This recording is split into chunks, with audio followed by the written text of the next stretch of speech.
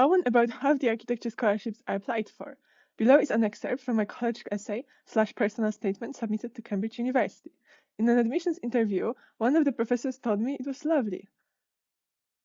I hope that thanks to my curiosity and work ethic, one day a teenager like me will describe in their application how my designs inspired them to become an architect. What you might want to do is say something interesting, thoughtful, or lovely, especially at the beginning and at the end of your architecture scholarship / architecture admissions essay. It can be a story, an anecdote, an intriguing fact, or a question engaging the reader. This way, the jury or admissions staff can get interested in what you've got to say and will be more likely to remember it. If you want to write scholarship applications that grab the judges' hearts, I invite you to book a one-to-one coaching call on Calendly with me at no cost to you. During these calls, I don't hold back on how to get scholarships.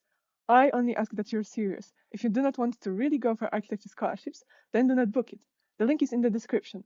See you!